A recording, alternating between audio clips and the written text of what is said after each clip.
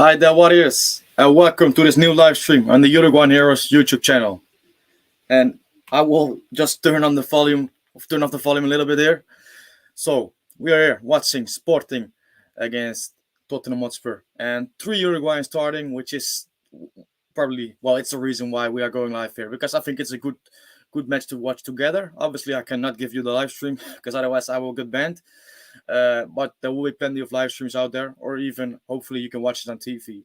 So Sebastian Coates, Manuel Ugarte are both starting for Sporting. Franco Israel is on the bench, unfortunately, the young goalkeeper, and Rodrigo Bentancur is playing. I think we can go. Let's have a look at the lineups in total. So yeah, let's have a look here. I will go to the game so we can watch the lineups. Hopefully you can see now what I see. So far score. Share the screen. So yeah, let's have a look. This is basically what Sporting normally plays: 3-4-3.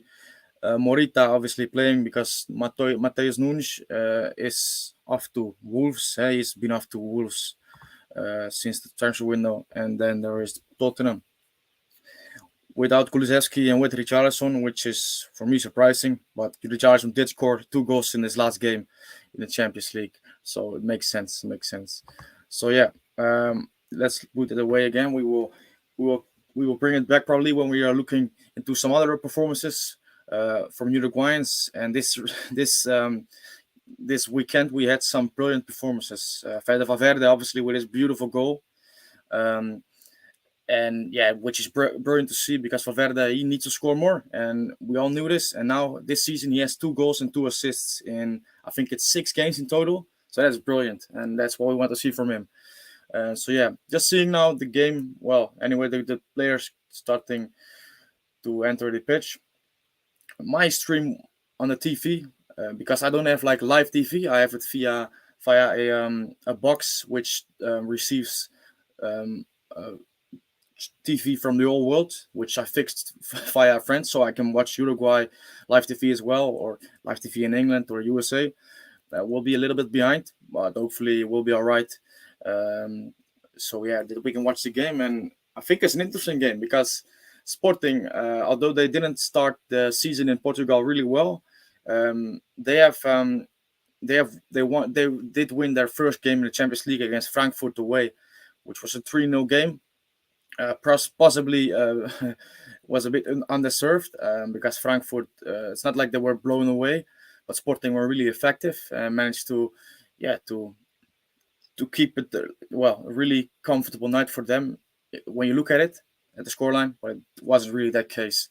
But Manuel Ugarte played a brilliant game, which is hopefully what we are going to see today once again. And Tottenham, in contrast to Sporting, has started the domestic campaign really well.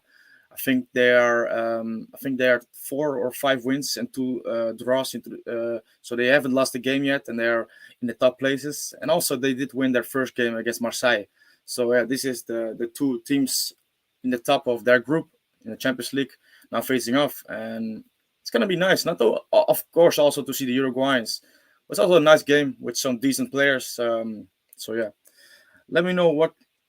So Nicole Cole says I can't choose who I want to win. No, it's a tough one because it's Uruguayans against each other. But let me know, who do you think is going to win, or maybe a draw. Let me know your score predictions. I would like to know.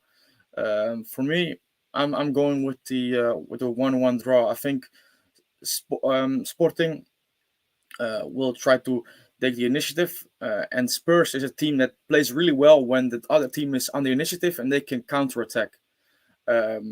You can see with Spurs, they are improving this season, but when they are playing against a low block, against a defensive minded team, they will struggle. But when they play against a team, for example, like, not Man City, because Man City is a different proposition, but a team who likes to play football, they do well, and they can counterattack, and they can really play with the space that has been given to them by the opponents behind their own defense. So yeah, maybe this is a case that Sporting will go out and Spurs will cut them off and be effective.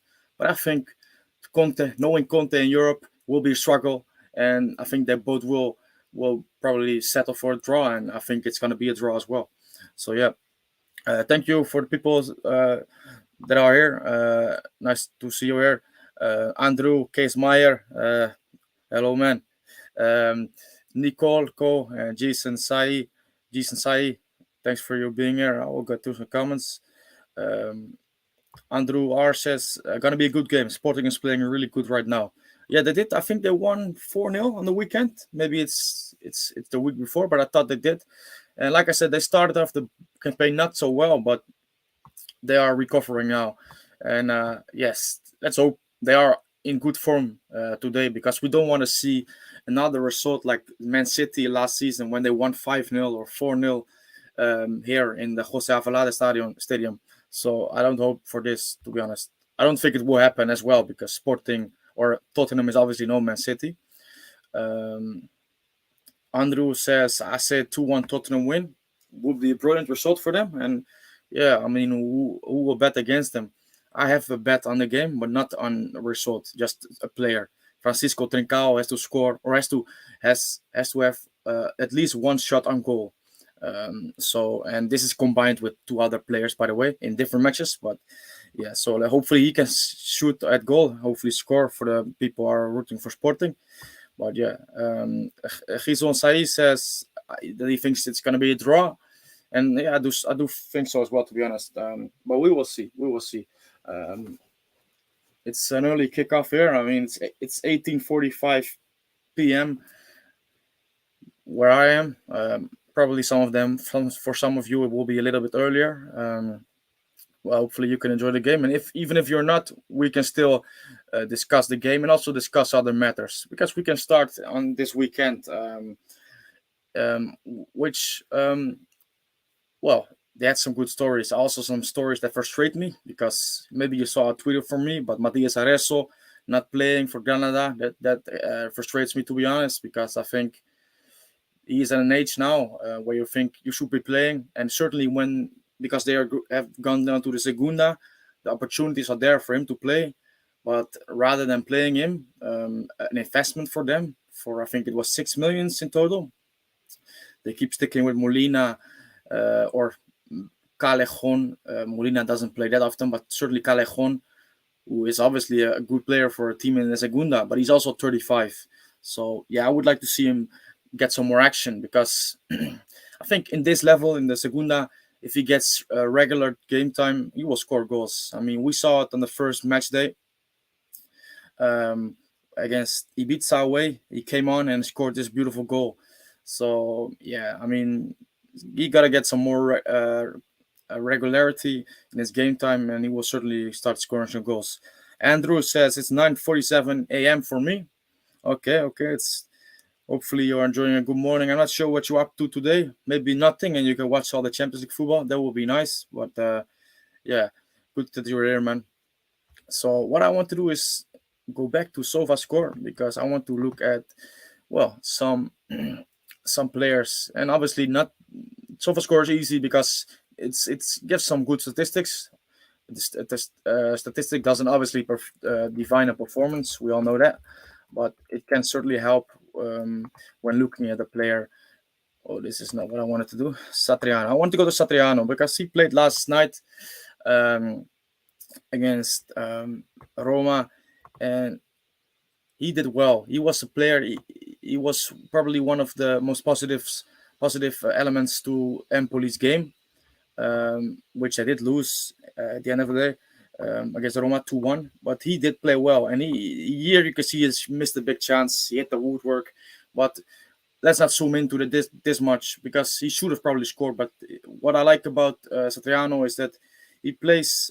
Meanwhile, I'm watching a corner here for the Tottenham Hotspur in the second minute. Let's have a look. Heung-min Son, and Coates works it away. So yeah, Satriano is now receiving the regularity I asked for Areso. Satriano is getting this, and that's good.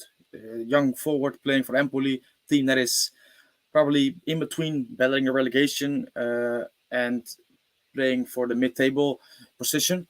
But it's a tough team to play for, because you're not going to be given a lot of chances in terms of goal scoring opportunities, and you will have to fight for making it work. It's so, but he's there and he is working his absolute backside off, which you can expect from him. You can expect from him, having watched him for Clermont or what's the team? What's the team? He played for Stade de Bressois, which played for last season. You saw the work rate he has combined with his technicality he has, and the way he can really work well when playing up against big defenders, using his body really well, being a good hold-up player, but also trying to turn away, getting something going, because he's a technical player who can dribble quite well for someone his size. It's not like he's the biggest, but he's still quite big, and yeah. So I was impressed with his performance.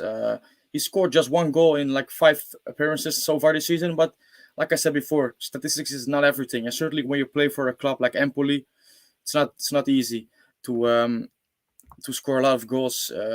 And yeah, he is doing just well in my opinion. He's doing well so far. So yeah, that is the first one I wanted to look at. I'm curious on what guys you are which players you are were impressed by this season or this weekend. Which games you watched and which Uruguayans impressed you. Andrew says I'm watching Barca versus Bayern too. Yeah, good on you, man. You shouldn't miss this one for sure. That's gonna be a good game. I have to say, I think this is gonna be a good game. It's gonna be a pressure. It's gonna be a high pressure game anyway. Not because there's much at stake, but it's Lewandowski against his old team. Barcelona against Bayern is a bit of a rivalry, although Bayern has taken well is yeah is really embarrassed Barcelona over the last few years. We can all remember the 8-2, obviously. Um, so yeah, we will see how this is gonna go. So let's have another look at SofaScore. I'm trying to edit again. Yeah. So yeah, I wanted to go back to the Saturday because that is when Valverde struck. No, that was not when Valverde struck magic. That is Sunday. So let's wait. um, so yeah, what did I want to go for? Let's have a look. This one. So Barcelona beat Cadiz convincingly 4-0. And Cadiz, I mean, they have been shocking at the start of the season. But you might think, why are we going to go into Cadiz? But you also will know why we are going into Cadiz, because obviously Espino was playing there, who is a player I like a lot and who's done really well. But a player who's even more interesting also for the Uruguay national team is Brian Ocampo. He has arrived 2 weeks ago. He played the first 2 games he could play, and he played them from the start and made a decent impression. I mean, it's not like he's hit the ground running, but he's made a decent impression still. But yeah, I mean, Cadiz have to start picking up points, even though we are 5 games into the season. You cannot score no goals and concede 14 in your first 5 games and lose all of them. Perhaps the manager will be changed, will be sacked, but it's going to be interesting to see how this will develop. I mean, they got some games coming up which hopefully they can do better. Real Valladolid is obviously a team they will have to. That will be how would you say, direct competition for the relegation spots. So hopefully they can get some points there. And as for Barcelona with Araujo started the season well. Started the season really well, which we can expect from Araujo because he's a brilliant player. Who has consolidated himself into consolidated himself as one of the top defenders in Europe, and that's no there's no exaggerating from my part, I believe anyway, because yeah, he came onto the scene in 2019, and certainly since the start of 2021, he's just been really consistent. I mean, his injuries that's been just annoying, but he's done really well, and he's for me one of the best defenders in Europe, central defenders in Europe at the moment. So yeah, Andrew, with a question. Let's get it onto the screen. Thank you for the questions, Andrew. And at the moment, I'm not recognizing you from Twitter. Sometimes people will have the same username on Twitter as they have on YouTube.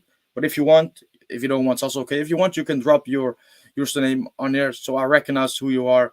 And probably because I probably would have interacted with you on Twitter before, but that's up to you. No worries either way. But he says Cavani to Valencia. What are your thoughts? Well, I think Valencia is a really beautiful club, ruined by an owner that is not so ambitious, which is a shame. But purely looking at Cavani and Valencia, I think it's good because we all know he's not going to play 3 games a week, and Valencia is not playing 3 games in a week because they are not in European competition. And for them, Cavani is a brilliant signing because even though he's 35 and his injury record is not the greatest in the last few years, he has still qualities which are rare and which not a lot of strikers have. So for them, it will be an influx of quality and in the attacking front, which they need because they don't have a recognized number 9 who is doing well. And Maxi Gomez came and they hoped for him to keep developing like he did at Celta, but he didn't, and that's a shame. And now with Cavani, hopefully he can perform for 1 or 2 years and score a lot of goals there, and hopefully he can get on the pitch, which is obviously the main concern. I mean, the World Cup is, I think it's 68 days away.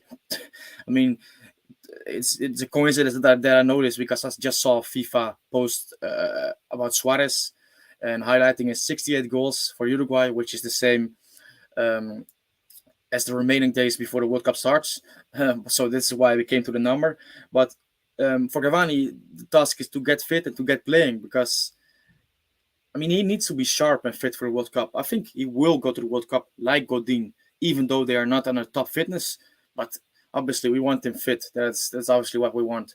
So yeah, let's focus a little bit on the game now. And it's 10 minutes gone, and it's still goalless between the two teams. I'm gonna turn on the volume a little bit harder. Not sure if you're gonna hear it, but hopefully you can a little bit. So yeah, last week, as I already said it, and you probably will know it even better than I. Ugarte had a brilliant performance for Eintracht for Sporting against Eintracht Frankfurt, and yes, I'm really hoping for him to be key and influential on the game today as well, because this is a big game against the English opposition, who is probably among the top 4 teams in England at the moment, and a lot can happen, obviously. But yeah, it will be interesting how he will do against a midfield like this and against Bentancur, his compatriot. Hopefully, they will be sharing the midfield or joining up in the midfield for Uruguay in the World Cup. Let's see. That's another discussion. Ugarte in the starting 11. I mean, if he keeps playing like he is now, there's an argument to be made that he could start above Vecino or Torreira. Okay, Andrew, that's it. That is interesting. I just found your channel today, searching up the game. Just like talking about football. That's fair enough, man. Thanks for being here, and you're good company for sure. And if you want to follow the account on Twitter, it's Uruguayan Heroes. And yeah, So, but anyway, nice for you to be here and to give your thoughts on the game and on football in general.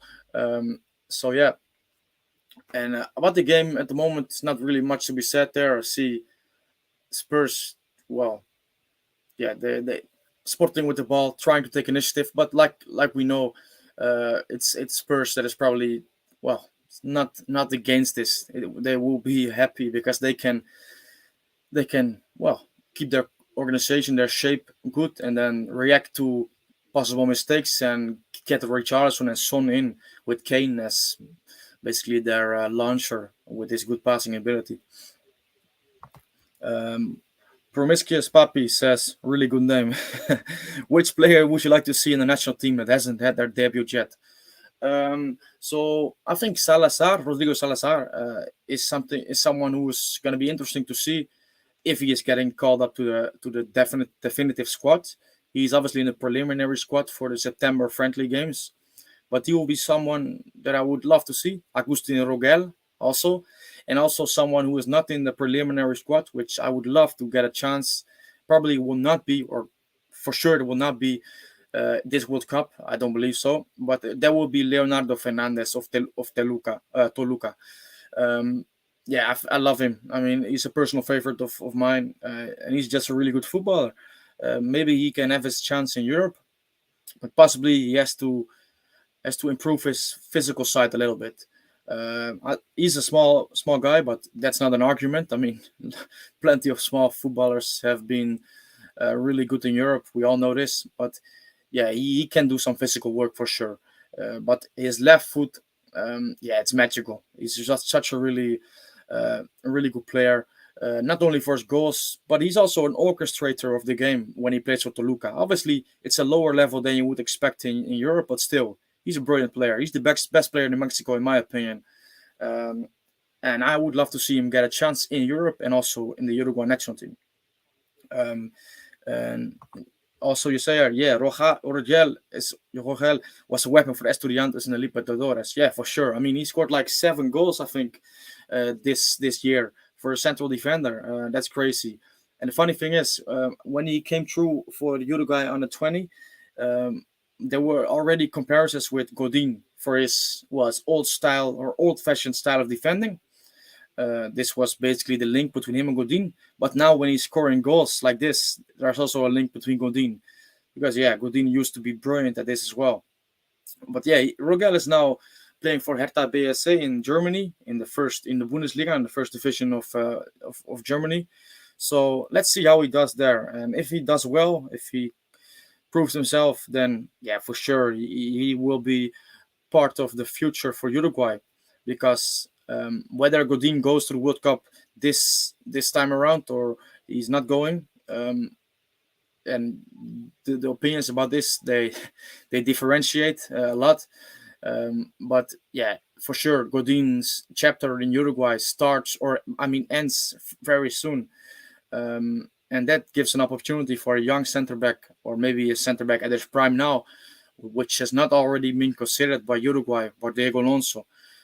Gives an opportunity to them to step in, because we all know Araujo is a fixed slot for the upcoming years. Jimenez also, even though his injuries are a pain in the backside, he will be there, I think. Coates, he's also got some years left him in. So yeah, there will be a choice or opportunity for the fourth or fifth center backs to compete for the spot that Godin will leave behind sooner rather than later. So yeah, let's have a sip of water, because talking a lot, and I get a really dry mouth when I do this, to be honest. So, but okay, let's go to this comment, which is an interesting comment by Abimanju Vijay. Hopefully, I pronounced this rightly. If Uruguay finish second in their group, they will face Brazil. Uruguay never have it easy in the World Cup. Yeah, I mean, I saw this as well. No, not particularly, because obviously last time around Portugal was the round of 16 opponent, and then France came. But yeah, I think we are capable of finishing first in our group, and still it will not make it so much easier. But yeah, Uruguay. No, we are not having like England had 4 years ago when you play Colombia, which is a good team, but Colombia was past their prime when they played 2018, and then Sweden and Croatia obviously was really brilliant in this tournament, but like a draw like this, Uruguay will not get often, but it's no problem. I mean, Uruguay mostly have their or get their best out of themselves when they play in their underdog position. So I don't think it's a big concern. But obviously, playing Brazil in the round of 16, not going to be easy.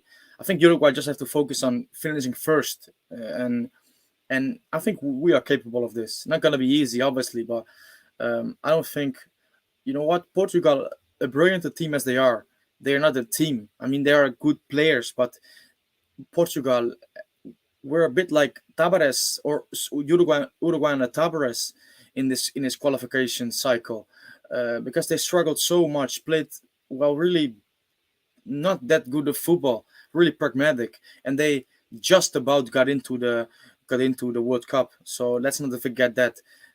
Although they have brilliant football players on paper, um, they are not the most convincing team in the world. And South Korea and Ghana, they propose also their own threats. Ghana will want to get back on Uruguay. South Korea, I think it's an odd team to face because, I mean, it's a difficult team to face for the physical aspect they bring to the game and also for the threat Heung-min Son gives. Um, so they will propose their own threats, their own problems to us in our defense, but we have to beat these teams because if you want to be world champion, you cannot be scared or concerned about South Korea or Ghana. You can always be wary of them. You always have to be wary of your opponent, aware of your opponent, and the threats they can give you. But for sure, Uruguay have to go into the World Cup always trying to believe that you can win the tournament, because why would you go to it? And that is why, um, besides the football under Tavares, which at times was just disgraceful with the players we had at our disposal. Besides this, the things which Tavares did, which really um, pissed off the fans, pissed off me anyway, but also a lot of people I speak to, interact with on Uruguay, they were pissed off with this as well. Is the way he played down Uruguay in the press. And someone recently, I think a couple of days ago, commented on one of the posts on Uruguay Heroes Twitter. He commented a quote from Tavares, which said that Uruguay do not have the obligation to win the Copa America, and this was in a preview to the 2011 Copa America. And just speaking like this is just that is completely undermining the spirit and the mentality of Uruguayan football throughout its history, because Uruguay has an obligation to go into tournaments and win it. And saying like you don't have the obligation to win the tournament or don't have the obligation to go to the World Cup, stuff like this, that is just not right, and it doesn't sit right with fans. At least not with me, and also a lot of people, like I said, which I interact with on Uruguay. So that is something that with Diego Alonso for sure, and also a lot of players like Araujo, Valverde, Suarez, they really come out and say, yes, we are going to the World Cup because we think we can be champions. Because what is the point? What is the point in going into a tournament? I mean, you have to remember, Uruguay is not a nation like Iceland, with all due respect to them, which is a midget in the world of football. Uruguay, you could say, is a midget, but in terms of the size of the population, but in terms of the feats and the history of Uruguayan football, it's no midget at all. It's a giant. It's a real giant, and you should never forget this. So yeah, that's my take on it anyway. So yeah, Sporting Tottenham still goalless. To be honest, I'm not really paying a lot of attention to the game now, mostly speaking and interacting with you guys. Which, to be honest, that is what it is about the most this stream for me, anyways. Uh, Underdog, good to see you here, man. Hola, hermano. Watching the stream while at work. Is Nunez going to start today, and are you going to be watching the Liverpool or Barcelona game? Um, I'm not sure if he's going to start. We will find out very soon. And by the way, brilliant that you are watching it at work. I mean, that's ideal. That's how it should be. Unfortunately, not always can be done, obviously. But I will probably go and watch the Liverpool game because I'm watching it with two friends, and one of them is an Ajax fan. I live in the Netherlands, as some of you will know, so we will be watching this game. And also, to be honest, I'm more poised to this game as well because it's a more interesting game in my opinion. I think Barcelona, Bayern, um, yeah, I think I want to see Liverpool now. Liverpool, who are at a low point at the moment after some results in the recent weeks. I want to see Anfield react and see how they will do, and see also how Ajax will manage this game because Ajax is obviously a really good team. Andrew says Nunez the next Forlan. I don't know about that. I think no, I get your comparison obviously, but hopefully Nunez can be as successful in his career as Forlan. If he will do this, then yes, that's really brilliant. And the South American teams are looking deadly this World Cup. I think Brazil is in a good position. Argentina is in a is as good as a position as they've been for in a lot of years. Uruguay, you can say the same for Uruguay, and Ecuador is just exciting. And I just saw that there's another investigation going about Ecuador not going to the World Cup, perhaps because a player which they played in the qualifiers has some problem with his passport or born in Colombia, stuff like this. I'm not going into this, but just really hope this is not the case because Ecuador really deserve to be in a World Cup for the football they played. And yeah, so yeah, hopefully they will be there.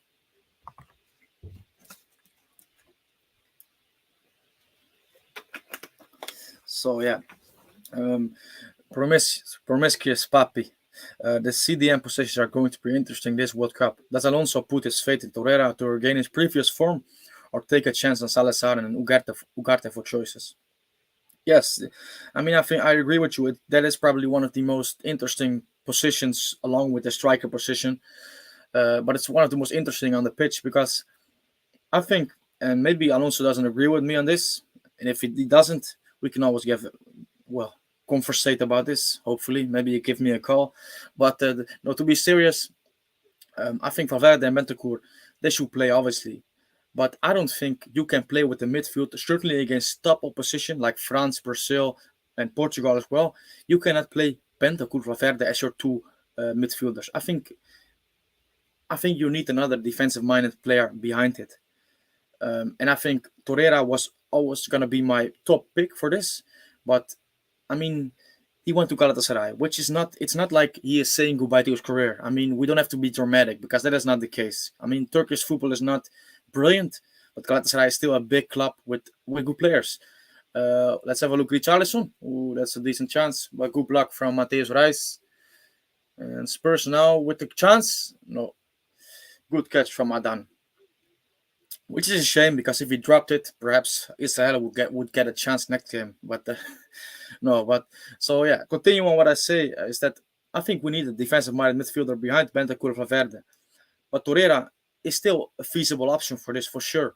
But Ugarte, with the way he's playing in Portugal for Sporting, he makes a good case. And Salazar, I think he's an interesting name to put into this conversation. But for me, he's more of a box to box, so he would not be in the defensive-minded midfield position.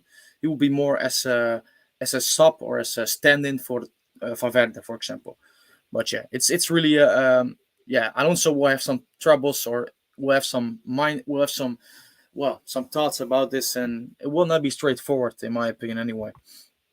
Um, so yeah, keep in mind. Yes, no, yeah, you continue on the point. You're right. There's midfield is the main area for discussion or for concern, not in a bad sense. Main area of yeah, they have to sort it out. They have to think what is best, and probably you know what Alonso as a manager, they will probably also have different propositions of a game plan and of personnel we is gonna play per game. Alonso is a player or as a manager who is really adaptive in this sense. And Sporting now on the attack with Trincao, and if he can shoot on goal, oh, that will be my bet. If he shot on goal, that will be the first part of my bet being completed, but he didn't. So that's a shame. Anyway, we'll move on. Um, Andrew, yes, I mean that's a good proposition. That is Cavani, Suarez, Nunez. Even though the former two are at the end of their footballing days, it's still brilliant if you can have these three as your options in attack. Absolutely. Um, Maura Serra, good. Thank you for being here. Says I think we have to play the World Cup with Rocher, Varela, Araujo, Jimenez, Oliveira, Valverde, Ugarte at center defensive midfielder, Bentancur, Pelistri, Darwin, and Arrascaeta. Yeah, I think it's a really good lineup to be honest. And Varela, I think Varela will be preferred above Damian Suarez, which is a little bit of a shame because I think Damian Suarez is a good player and is also I mean he deserves it for me. That's maybe a bit biased, but I really like the player. But when you come up against the top dribblers of football, he will struggle in this moment of his career because he's also at an older stage. But Varela, I think it is Alonso's preference on the right back. Only if we are playing against the really big opposition, I think Alonso will go with Araujo. He's proven this before that he will pick Araujo when he really needs him in big games. So I think Araujo will be the right back in the big games, which leaves a question: who is going to play in the defense? And Godin is still the captain, and will Alonso trust him, even though he is hardly playing at the moment and he's injured all the time? Well, I wouldn't trust Godin at the moment. I would certainly go with Coates instead of Jimenez, and even maybe thinking of a back three with Araujo, Jimenez, Coates. But These are all discussions um, that we can have, but it's difficult. It's really difficult. Moving further up to the pitch, I think Ugarte, Valverde, Bentancur midfield is well. I mean, you cannot say a lot to discredit this. Maybe people will say Torreira instead of Ugarte, but I think Ugarte is a really, really good player and he's developing really well. So that the midfield is sounds well brilliant, to be honest. Um, so yeah, and the attack, Pelistri, Rascaeta, Darwin. I think it's gonna be hard because Suarez and Cavani, the big profiles they have, it's gonna be hard to leave them out. But this might be his starting attack, and the Rascaeta will probably be more dropping into midfield, make being a fourth midfielder. Probably when we are in defense, it will be probably a 4-5-1. But so yeah, Pelistri will be the player providing depth and stretch the pitch with his pace, and Darasqueta will probably be more of a false winger. Even if I don't know if that's a description of a player, but you know what I mean. He will drift into the midfield, create the space for the overlap for Oliveira. But yeah, I mean the lineup as you just brought it to us, it's really interesting and a good shout for sure. Thank you. Um, Pisanelli, good that you are here, man. Chile will be dressed and waiting to take Ecuador's place right up until kickoff. It's been funny to watch even for how sad it is. But the question I have um, is it Peru or Chile who drop in? I'm not sure about this, to be honest. Because yeah, hopefully it will be Peru if it is not Ecuador, but both will be a bit of a catastrophe for me because Ecuador believe or should be there in my opinion. So let me just fix this because my game is just starting to freeze, um, which is not a great thing, to be honest. Let's have a look. So I friend of mine just brought this to me, obviously not for free, but I got like a little box which receives TV worldwide. So I'm not switching to Portuguese TV to watch to get a link of the game, which is pretty nice. I like it a lot, to be honest, because this is why last night. I mean, you might think I'm doing nothing else than watching football. This is not the case, believe me. But last night I was watching Trabzonspor on Turkish TV, which obviously I wouldn't be watching Trabzonspor, or maybe I would have, but it would be on a stream. And now I'm watching it on TV, which is great. Let's have a look.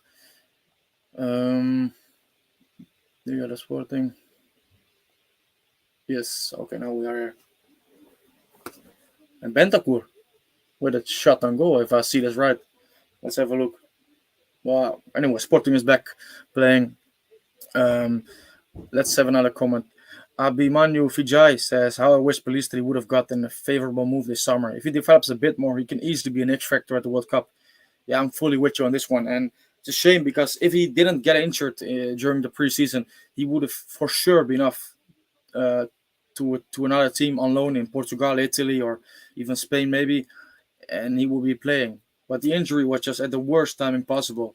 And now he's at Man United. And even when he comes back, there are a lot of players now ahead of him. So yeah, but even having said this, but Alonso will take him to the World Cup. I'm 100% sure about this, and he can still be an X factor at the World Cup. But I agree with you that the how do you say the preparation to the World Cup for him could have been better because, for example, he could be playing for the team in Portugal, let's say Sporting or maybe Braga, and he plays a lot of football, European football as well. That would be brilliant for sure. But yeah, Bentancur on midfield, distributing the play. And also, I mean, we talked or I mentioned Valverde a little bit with his crazy goal, which I mean, I was watching this at home and got out of my seat when he started dribbling or when he got into his dribble for a few seconds because you can see the power and the pace of Valverde really boosting through the midfield, and that is a sight to see. That is like Steven Gerrard-esque, because that is Valverde has a little bit of similarity with Steven Gerrard in his versatility, but also his power and his pace, and also his capability or his ability to hit brilliant shots. And he is showing it now in this season for sure. And also at the end of last season, he was doing it more. And his goal with his left foot into the top corner. I mean, that was just brilliant to see. I mean, I mean, you probably would have all have seen it as well, and yeah, I really love this. Um, so yeah, let's have a look. I will, I will post a tweet that more people can join, or if they want anyway. But anyway, thanks for all of you being here, and hopefully watching the game as well, or not, or maybe having a chat, just having a chat about Uruguay and Uruguayans. Thanks for you to be here, and if you can, you can like if you want, you can like the video. That will be massively appreciated. So yeah, um, Tottenham now with Bentancur on the ball once again, and I wanted to talk about Bentancur because Valverde is obviously he's the like you say the king of Uruguayan football at the moment. Um, at least that's how I feel. He's the diamond of Uruguayan football, and the kings like Godin and Suarez and Cavani are still in football, still playing, but obviously their prominence has gone as well as lowered. And Valverde is the new star, new kid on the block. No, because he's been there a few years, but he's a new star, the new king, the prince of Uruguayan football, you might say. But in the shadow of Valverde, Bentancur has gone to Tottenham Hotspur, and he played a really essential role in their qualification for the Champions League in the last season, the second half of last season, being really an important player in Conte's system. And this season, he started off just flawless, and he's never a player that grabs the headlines for his fancy moves, his fancy passes, his long runs, his bursting runs going on goal, or his goals or assists anyway. But he's a player who is just keeps it ticking, and distributes the ball really well. And I always remember something Massimiliano Allegri said about him when he was not going through a real good phase in Juventus. And to be honest, there were some phases, quite a lot of phases at Juve when he wasn't at the top of his game. I still think he didn't deserve the criticism he at times received. But there was a quote from Allegri in one of these bad periods that although he's not bringing the quality at the moment, he is still bringing quantity. And what he meant with this is that Bentancur, even though he can sometimes be a bit erratic and wasteful in possession, which he is not being this season so far, to be honest, but what he always brings is in defensive side of the game. He brings so many ball recoveries. He runs his absolute socks off every game. His work rate is never to be doubted. And like I said, his quantity in terms of how many interceptions and ball recoveries he performs. That is really of big value for a team, and that is also one of the reasons why Conte trusts him, and that why he is under Conte a fixed starter at the moment. And this is a team which is, I think, it's second or third in English football right now. Played just 5 games, 6 games. I know this obviously, but anyway, he's there and he's playing well, and that's brilliant to see because Bentancur is now 25, and I mean he was. We always knew he's a talented player, but there was a moment. Had to be a moment which hopefully he now has reached, that he should stop being inconsistent and really put the nonchalance he has in his game sometimes in the bin, throw it away, because you can't have it anymore at the top level. You might be able to get away with it at 21, 22 when you're not really consolidated in the top, but when you reach an age like 24, 25, like he is now, you have to from week in week out, and you have to be reliable. And he at Tottenham now, he's turning into a reliable player in midfield, and that's really positive for Tottenham as well, but obviously also for Uruguay. And that's brilliant to see because I like Bentancur a lot. I think he's a good player. He's quality on the ball, and he does, like I said, a lot of work off the ball, which goes well undervalued at times, even by me. And I've also been a critic of him, but it's brilliant to see him doing well now. Yeah. So yeah, let's have a look. Abimanyu Fijay, that's it, right? Hope Uruguay can be injury free this World Cup. They've been traumatized by injuries to their best players the past few World Cups. Cavani in 2018, Suarez in 2014 and 2010. Well, Suarez, he did miss the game against he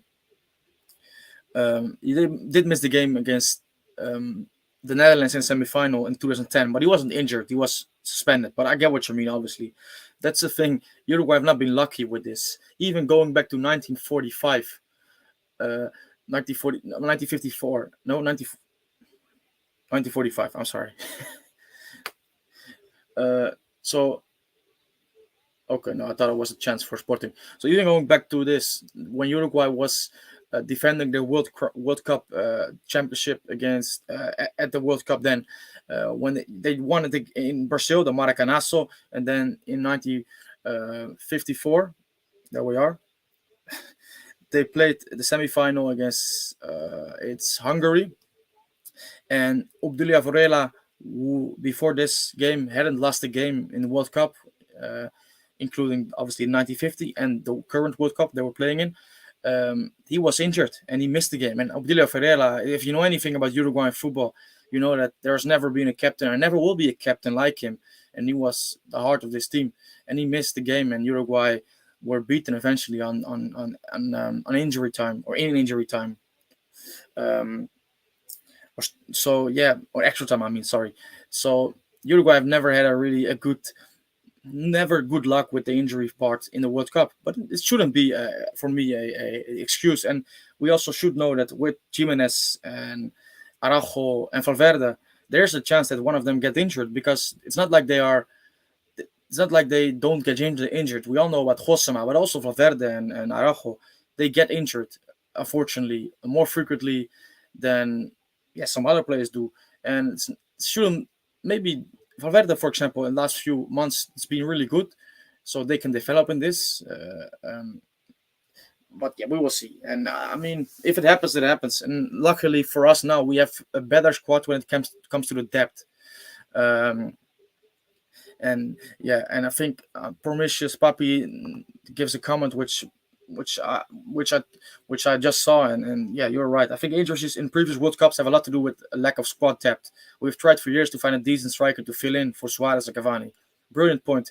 And besides the squad depth we have now, what also was the case with Suarez, when Suarez was out, is that Uruguay before the current moment we are living with Diego Alonso, and also before the last 2 years, where Uruguay became a little bit less reliant on Suarez and Cavani. Uruguay before, in 2014, Uruguay were Suarez FC, and that, let's not take this lightly, because Uruguay was so dependent on Suarez that when he didn't play, you could not see a game plan. It was just like it was completely vanished, evaporated, because Suarez was basically the man that was all around. And obviously, and when you have a great player, for example, when we have Messi at Barca, there were times when he was not there. And when you have a great player, you want to rely on him because he has this extra which nobody has. But you can never be too reliant on a player. And with Suarez and Uruguay, this used to be the case. And now, when you have Darwin, when you have Darqueta, when you have De La Cruz as well, a player who's hopefully going to be a kind of a secret ingredient to our recipe for success in the World Cup. I hope so. Anyway, let's have a look at Richarlison. It's 1-0 to Spurs, but it's offside, I think. Yes, offside. Let's have a look. Yeah, it's offside. It has to be.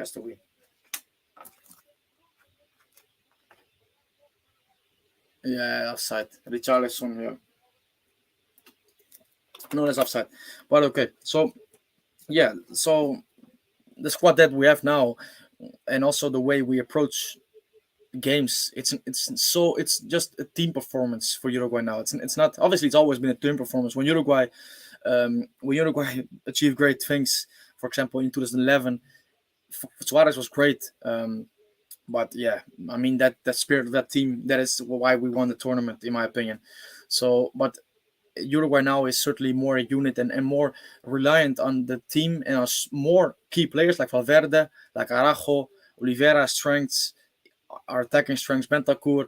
Um, it's not one player, and that is certainly something which, even if there is an injury, we can recover, or we can bring in a replacement which is maybe not as good, but certainly not 4 or 5 levels below the player we then lose. So yeah. Um, Suarez the GOAT, says GGFF. Yes. Well, absolutely, man. The GOAT striker. No, the best striker I've seen in my lifetime anyway, but I'm not going to say GOAT striker because then I would give myself the position of someone that has watched all football and knows about everything, and I do not. From the players I've seen um, live, yeah, he's the best. So yeah, but that's another discussion. We're not gonna go into this because then it's gonna be a toxic live stream, I think. Although most of people that are here will probably be pro Suarez. So Danny F, good to see you here. Says Uruguay will win the 5 star. Yes, I mean Araujo said it a couple of days ago. I posted it on Twitter yesterday that yeah, Uruguay is going for the 5th star, and that is what we should do, obviously. Um, so yeah, let's have a look. I'm because I just saw a comment from someone here. GGFF that Darwin Nunez starts, and hopefully you're not fooling me. I'm gonna check it anyway. But even if he's not starting, that's the way it is. I think Klopp will be a fool not to start him because playing at home in the Champions League, I think Darwin will be up for it, and he certainly brings more than the current version of Roberto Firmino. But yeah, let's see. So no lineups yet, which is a shame. Okay. Promiscuous Papi says, I remember the stat regarding Uruguay's win rate when they played a game without Suarez or Cavani was in the low 50 range. Yeah, I haven't seen the statistic, but I wouldn't be surprised. No, not I wouldn't be for sure, because yeah, I think certainly in like the, let's say, 2012, 2017, these years, between these years as well, 2018. Um, yeah, they were basically what kept Uruguay going and kept them qualifying for the World Cup and winning the games. And yeah, when they didn't play, then you could see the drop off of quality, which was then Diego Roland, Abel Hernandez, Christian Stuani, and no disrespect to Stuani because he is certainly in the last few years his career has been really top class for what he's doing for Girona. But yeah, the alternatives were of lower quality. Now you have Darwin Núñez, who plays for Liverpool. You used to have Maxi Gomez, who was an exciting youngster, but you also have Martin Satriano, who is an exciting upcoming youngster. So the options, Diego Rossi as well. You can even say that Jordan Arqueta can play in the front line. So these are different options with more quality for sure. Daniel says Uruguay just need right wing and right back depth. Um, yeah, let's have a look here. By the way, this is Marcus Edwards, who's a good player. Jesus Christ! Oh my days! That would have been a brilliant goal. I mean, a brilliant run from Marcus Edwards, who I think is playing against his former club. Because he used to be in Tottenham's youth academy, if I'm not wrong. But yeah, he's a brilliant run, which leaves, I think, 3 or 4 players on their backside. And then he goes one on one for Lloris against Lloris. And yes, Lloris saves it. I mean, I don't think he's sure how he keeps it out, but he keeps it out. And it remains goalless at halftime now, because it's halftime. Um, that was a really brilliant run from Marcus Edwards, almost the opening goal. But going back to the comments from Danny, yes, you're right. Right back, we now have Damian Suarez and Varela, which is decent as an option. Maybe Jose Luis Rodriguez from Nacional can be a quality option, but certainly we can have more depth there, or we should have more depth there. And right wing, the same, but I have to say there are young upcoming players like Brian Ocampo, who are interesting and who could be a good player for Uruguay in the future. So yeah, we should just have to see how that goes. Yeah, and Tottenham always does well right at the end.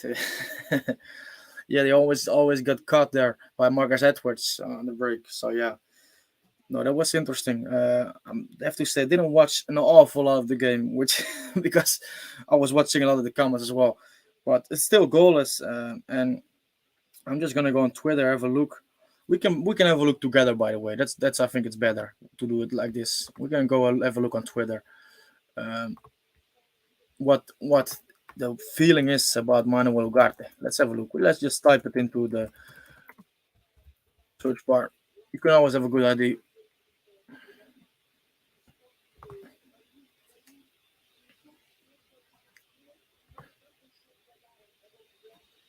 So yes, there's a decent tweet. Ugarte using the 15 number in Sporting. The hair uh, to Valverde maybe.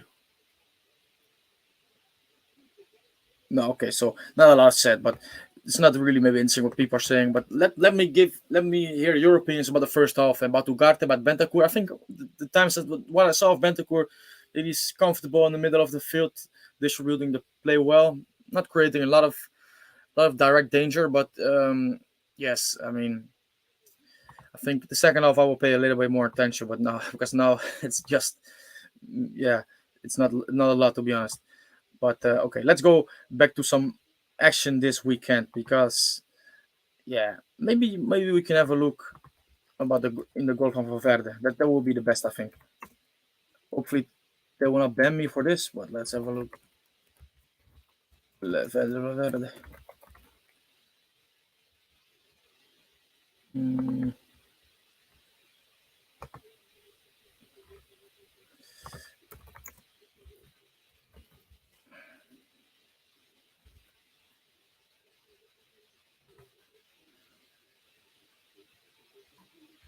Jesus. Yes, let's have a look. Okay, let's just go to the goal. I mean, I'm taking a long time to get there, but we will go there. We will get there in the end. Believe me. Yes. So yeah, let's have a look. So Lou, so he gets there. I think it's like well in his own half then, and he outruns. Maybe they weren't bothered, but anyway, outruns them into his left. Boom. I mean, that's just a perfect goal. I think. I mean, it's different when you watch it live, because now I watched it a few times. The reaction is obviously different from all of us, but I mean, that is what we want to see from Fede because he can do this. And I remember a shot against Peru when he hit the bar with venomous power. But yeah, this is just a brilliant goal. The run and then the finish. That's what we want to see of Fede. And like I said, 2 goals and 2 assists, and I think it's 5 or 6 appearances this season so far. That is just brilliant. That's absolutely brilliant. And let's go back to some Sova score. Maybe to look at the statistics in La Liga. Then um, Fede. So yeah, well, Champions League obviously is one. He has one assist in his first appearance against Celtic, which was a brilliant assist to Vinicius coming from the right wing. But La Liga, he's now 5 appearances, 2 goals, 1 assist. Um, and also when you look at the shots per game, I think it's 2 per game here, 1.2 at target. When you compare this to, and obviously it's 5 games, so it's a small sample size to be honest. But when you compare it to last season, when he has 1.1 shot per game and 0.3 shot on target per game, and also no goals. He has 2 now in 5 games. No goals he had last season. So that is just that tells the whole story, or not the whole story anyway, but it tells the story of how he is improving on this front. And I mean, he plays on the right wing, and it is obviously not his ideal position, but he's not the real right winger when he plays for Madrid because he contributes in all phases of the game. He tries to be the third attacker, yeah, providing some width, but he also finds a lot of time that he finds space in midfield with runs from the right into midfield, and then maybe with a vertical run past Benzema. And also he helps out Carvajal a lot when they basically turn into a back five and he slots in. So he's so how do you say, he's so dynamic in how he approaches football and how he lives football, and that's also he's such a dynamic player. So yeah, hopefully we will see him in midfield. We did see him in midfield, by the way, on the weekend, obviously, and the goal came from this box-to-box movement, which yeah really characterizes Valverde as a player. Um, but yeah, it's good to see how he's doing for sure. So I'm gonna look at this, if the Liverpool lineups are already clear. Hopefully, will be. Yes, let's have a look. And he is starting. So JJFFF, which obviously is not your name, but it is your username on air. He said so. Told you Darwin starts. Oh, he does not. Okay. I thought we said he started, so I was. He doesn't start, guys or girls. That's a shame. Doesn't start. It's Jota, Salah, Diaz, Elliot, Thiago, Fabinho, Tsimikas, Van Dijk, Matip, Alexander Arnold, and Alisson. He says here, okay, he starts saying here, Darwin starts, and then now he says, told you Darwin starts, and he doesn't start. Well, why are you playing with my feelings like this, man? Okay. Then, yeah, says someone who I would like to see on Uruguay is Leandro Lozano from Nacional. He's 23 and he's a right back that can play left back. So I saw him in the Clásico, or I'm not sure if it was the Clásico or it was last weekend. I watched both games, but he caught my eye in one of these games anyway. So, um, and I heard, because I don't watch a lot of Uruguayan league football. I watch a lot of Uruguayans around the world, but a lot of Uruguayan league football, not particularly. But I heard, or I'm hearing, that he is doing really well. So it's an interesting name, for sure. Um, and now, having said this about the Clásico, let's go and have a look. Um, let's have a look on the Clásico. No, no, not on the Clásico. On Suarez's goal on the weekend against, I think it was Plaza Colonia. I'm pretty sure it is. So Nacional against Plaza Colonia at the Estadio Centenario. They won, and we always have to keep track of Suarez because it is Suarez, right? So yeah, let's have a look.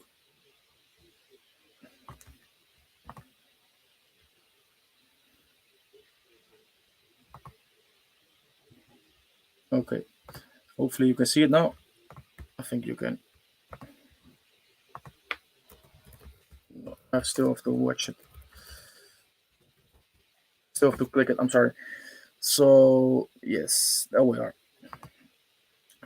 I mean, you probably would have watched it already. Not the biggest quality, but yeah. Jose Luis Rodriguez with the cross and Suarez with a finish, and means that he is now, which is the case. He is now, and this is why I'm going to my account. This is a bit messy, to be honest, guys. I'm sorry for this, but since he came to Nacional, which is, I think it's now a month ago, maybe a little bit more, um, he has the following statistics. I'm trying to scroll to this. So let's have a look. No, no, no, no, no. It's somewhere. Some should be somewhere anyway. Oh my days. Okay, I'm sorry, guys.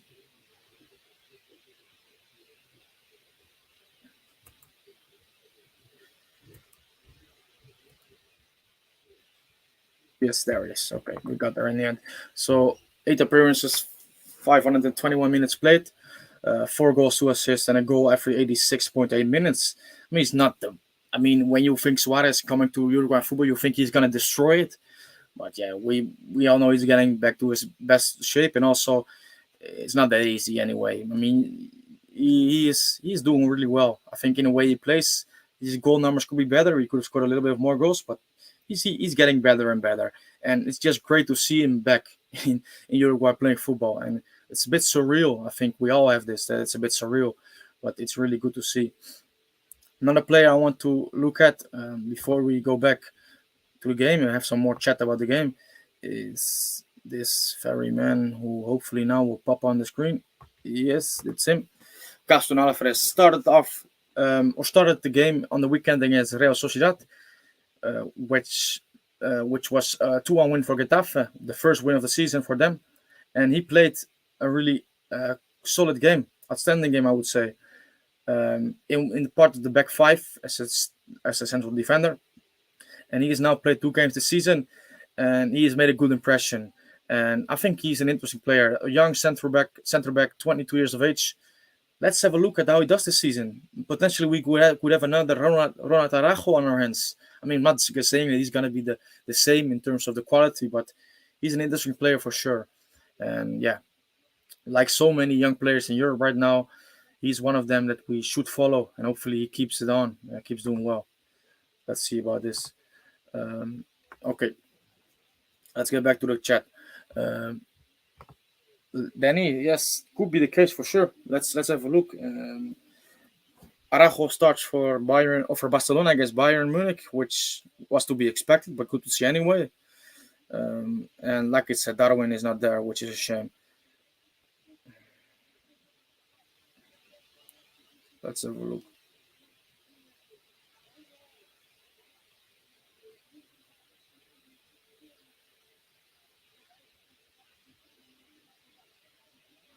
Okay, so second half is not started yet, but we will probably start in a few minutes. Um, Andrew says, I honestly feel like Ajax is gonna smash Liverpool, but I hope not.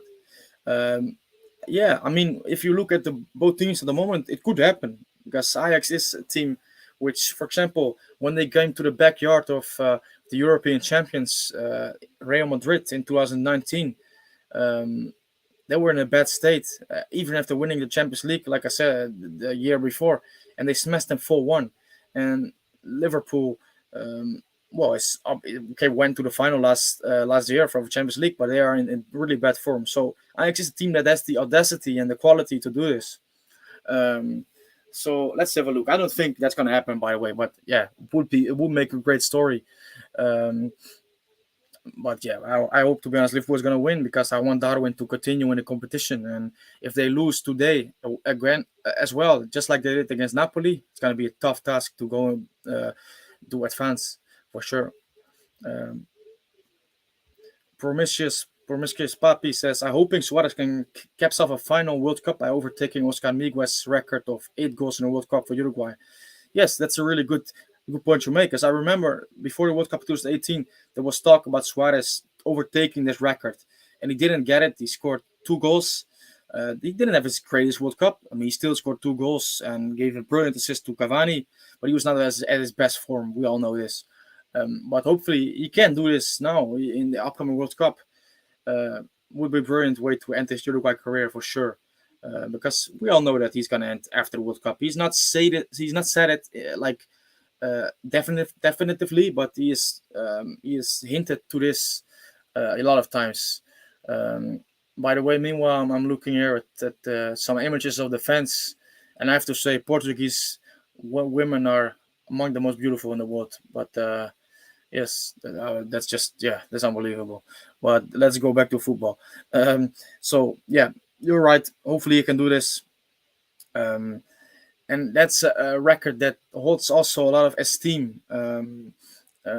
So yeah, I hope he can do this, and would really be fitting. It would fit a player like him, which is a legendary. We all know this.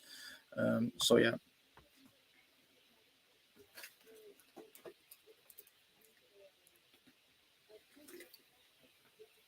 so let's have a look.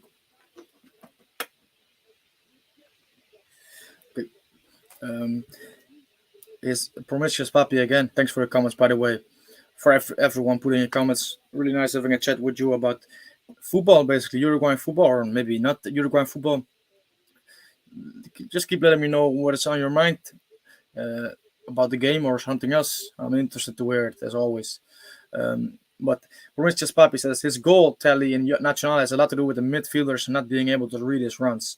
A lot of missed opportunities with the midfield not playing back as 1-2 setup. Well, you are right for sure. Because obviously, when Suarez came, I tried to watch every game more than I used to do of Uruguayan football, and you can see that his footballing intelligence and his link ups he normally has with players in Atletico in Barca, that he sees that it's a different level in Nacional, and not always gonna get the ball where he wants, not get the ball back when he just gave a ball. For example, Suarez, what he does a lot, he gets the ball with his back to goal, and he can do a really good flicked through ball to the right back, or maybe to another attacker next to him, and then he wants it back. Uh, and often it doesn't happen because he's not the obvious choice. Might be the best choice, but you need a little bit more vision to see this. So yeah, he gets a little bit frustrated by this, um, and that's a shame. But he's he's still adjusting into the team. I mean, that's the way it is. I mean, it's a kind of bit of a cliche to be honest when you're saying yeah he's getting used to the teammates, but it's still like this, you know. And you are right. He probably could have had more goals if the synergy, or how do you say this, the connection between his teammates and or maybe it's on the same level of footballing intelligence. But yeah, I mean, I'm not bothered about this. He's enjoying his football. He's getting back to his great fitness and also getting back to playing some good football, like in his overall footballing game, which used to be in last few years. It's inferior. It's getting inferior, or how you say, it's getting less. Let's say it like this, because of his knees, which are not in the best physical condition, but he is doing a lot of personalized work on his body and on his fitness to get at the best level at the World Cup, and that is helping. Hopefully, it seems like it is now, and hopefully, it will help for the World Cup. So let's see, let's see. Yeah.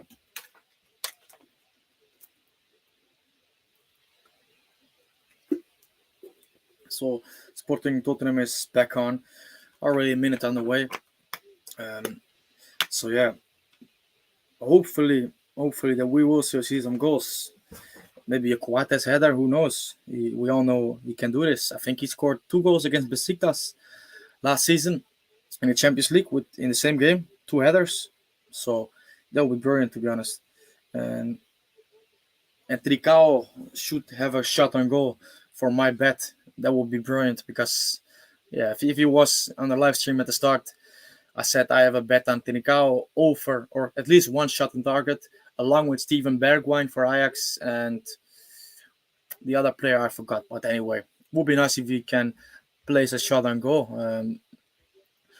Let's have a look. Okay, Andrew R says, is Ajax your team since you're in Amsterdam, number one in Eredivisie? I'm not in Amsterdam. I'm nearby Amsterdam. Yeah, like a village nearby. But to your question, I don't support a team in the Netherlands. I used to be a bit of a fan of Ajax, to be honest, when I was like 8, 9, 10. When like this stuff is important on school with friends. But when I got older, I saw my interest light elsewhere, more abroad, and eventually I really got a big fan of Uruguay and Uruguayan football, Uruguayan players. So Uruguay is the only team I support. I know it's not a club team, but I don't really support club teams. I support and follow Uruguayan footballers worldwide, and obviously have soft spots for teams like any human being with feelings has, because that's the way it works. But I don't have a team I really support like a diehard supporter. So yeah, um, Farid Haji, hi Alex. Maybe it's to someone else. I'm not Alex. I'm sorry, man. I'm David, but it's okay anyway. Good to see you here again. That's good to see. Ooh, that's a chance for Tottenham, but Adan collects the ball. I think Emerson was a bit surprised with the chance he got at the back post here. Seemed like it anyway, because that is a big chance, and he doesn't capitalize on it. That's a shame. But okay, it's still goalless. No worries, Farid. No worries. Absolutely no worries. But question here: how about the Uruguay Warriors video podcast every 2 weeks? Happy to help you explore that since I work in the video podcast space. So what's that? Yeah. Um, so yeah. No, I just was distracted by a sound in my house. But no, that's a good idea, and certainly um, the thing is, I want it, and I want to also post more on Uruguay Heroes YouTube channel. Oh, there's another chance. That's a close one. Emerson once again at the back post getting a chance. Adan saves it, and then it gets deflected out for a corner kick by a Sporting player. That was really close, to be honest. As Tottenham certainly started off the second half better. Um, so yeah, okay. But moving on. So I want to get it going, and also with Alessandro Fina, who is someone I do these videos with, and also the podcast we did I think 2 or 3 times, which I loved a lot, and he did really well in editing this because I'm not the best in this. But the thing is, I want to do this and also want to post more on the Twitter account. But the thing is, at the moment, I'm kind of in like the upcoming 1.5 year. I'm in a period where I have to finish school and time is running out because I wasted a lot of years not going or not paying a lot of attention to school, and also I have to work a lot because I'm also in a period of moving out on my own. So obviously there's always time, and I will always will make time for it because I love doing this and having you people with me and creating this community. I love this a lot. So we will have to look into this for sure. And like you say, feel free to follow me on Twitter, and we can chat about it if you like. I will do this. I mean, if you can drop your Twitter handle um, in the chat if you want, because I will follow you back. I usually follow back people I interact with a lot on Twitter. I just don't recognize sometimes the username. So let me know, please. I would love to do this. Yeah, thanks anyway for the comment, by the way, Farid. I really appreciate it. Um, Felagund Finrod says, how do you see the chances of Uruguay at the World Cup 2022? Personally, I hope at least for a quarterfinal. Um, so someone before put it on in the chat that Uruguay have don't have a lot of luck with the bracket. You know, the bracket in which side you are on, and the possible opponents you will get in the round of 16, quarterfinal, and semifinals. So Uruguay once again have quite a hard bracket, and when they finish second in their group, assuming that Uruguay or that Brazil will finish first in theirs. Um, they will meet with Brazil. That's a difficult one. So you can really think about the bracket and we can go up against them. And this is what I think of us meeting them. And do I think we are going to go through um, against them? You can theorize about this, and then it's going to be a difficult question to ask if we go through or how far we come. It's a difficult ask question to answer. I mean, but just going into the World Cup, thinking about our team, about how our development in the last few weeks or months, or since Alonso came in charge, I just have the belief that we can win the tournament. Is this realistic? Maybe it's not the most realistic thing I've ever said, but I'm approaching this tournament like it. So I'm not really getting into the thing. How do you see the chances of Uruguay winning the World Cup? How far do you think Uruguay will go into the World Cup? I'm just going into the World Cup thinking we will make it, thinking we should make it out of the group stage. That's one thing. And then going game for game. And I think Uruguay have the capacity to be a contender and win the World Cup. Will this proven to be true? I hope so. Obviously, I hope so with all my heart. What has happened, we don't know. We can only hope. We can wait till the World Cup starts. So let's have a look. Personally, Fela Gunju said you hope at least for a quarterfinal. Yes, that will be good. But for me, quarterfinal. Let's say we beat Brazil. Let's say we beat Brazil in a possible round of 16. Let's say we go out in the quarterfinal against an England. I just say something. Um, um, will I be happy? No, I won't be happy because that's the same scenario we had last time around. We beat Portugal, the European champions. We went out to France. Of course, you can say, okay, we lost to the world champions. Okay, we beat Portugal. But to be happy with quarterfinal exits in World Cup is not to be Uruguay, because Uruguay is always a country that should try and achieve more, because that's we have achieved more in history before, and we also have a really good squad at the moment. So no, I'm all the way or nothing for me. So yeah, let's have a look.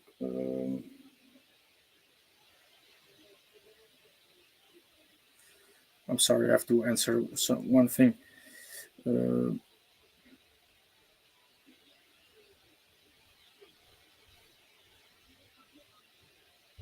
So yeah, another comment. Kobe Seimbler. Hopefully I pronounced this right. Thanks for being here.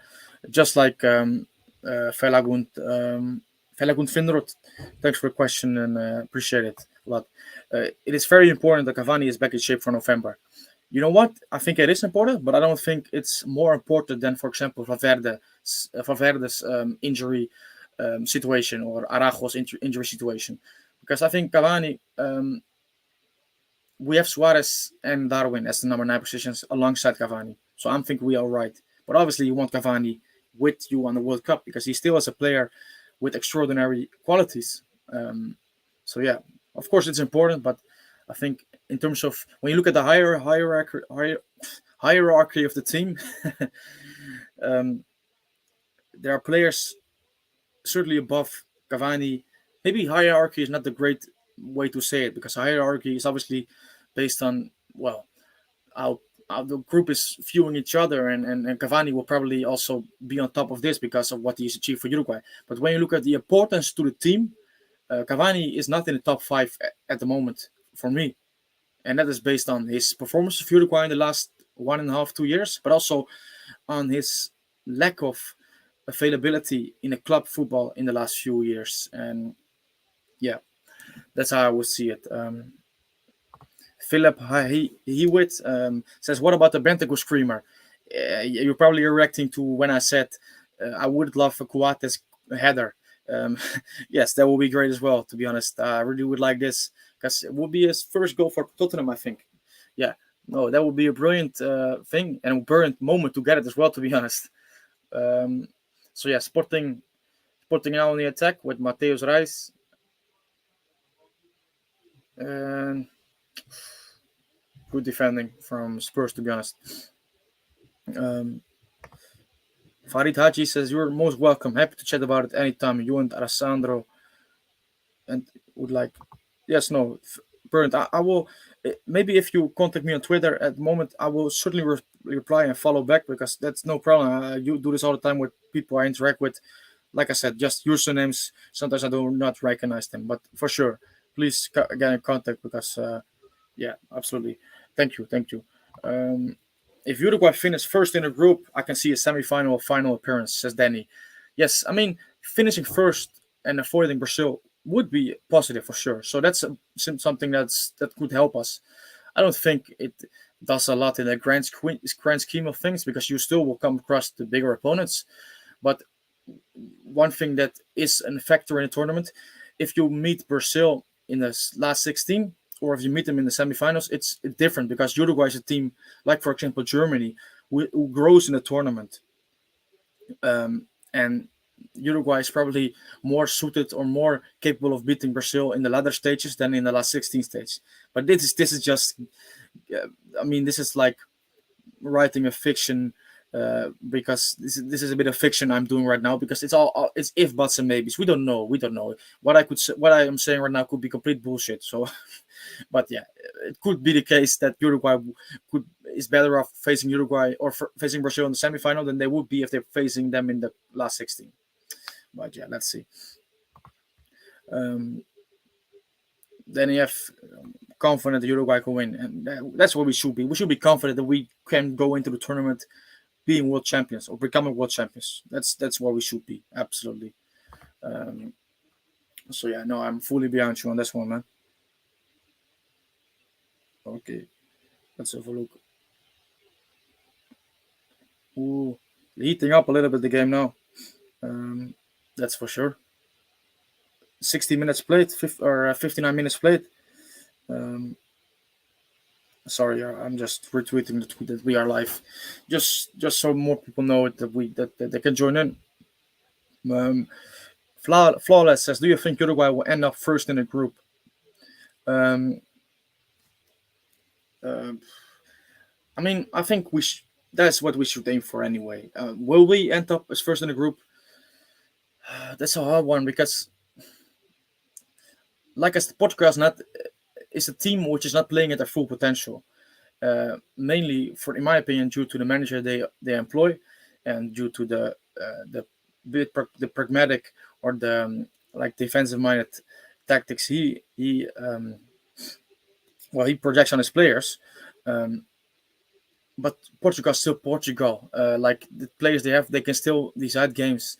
So it's hard to bet against Portugal. Just like it's hard to bet against Uruguay. These are just two teams, and there are more teams in world football that it's so hard to bet against because they never they can prove you can prove you wrong big time.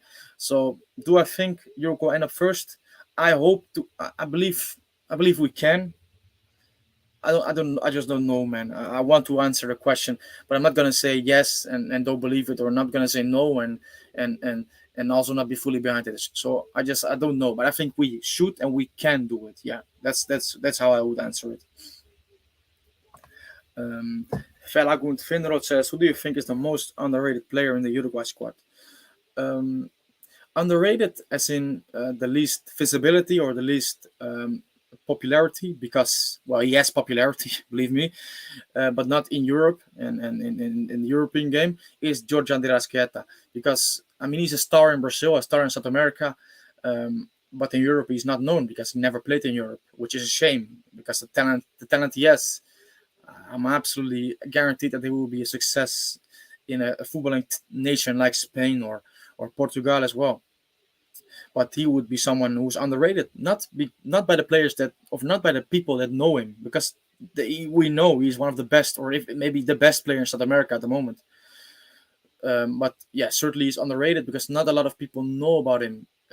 Well, in Europe then anyway, and a player that will be underrated, like in Europe, which is already playing in Europe and also playing in a big team, is I think Jimenez. But the thing is with Jimenez, he's underrated because he's injured a lot, and he will not be mentioned or named in the conversation with the best center backs in the world. Not a lot anyway, because he's injured a lot, and it's also fair to be honest because being availability is a big quality or a big part of a player, and if you are not this, um, then that's something that is playing against you. But yeah, Jimenez, when fit, we all know he's one of the best defenders around, in my opinion, anyway.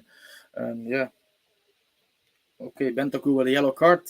You can never, you can never, yeah, you can never bet against that as well. I mean, he's someone who loves a yellow card. 62 minutes played and still goalless. Um, let's have a look.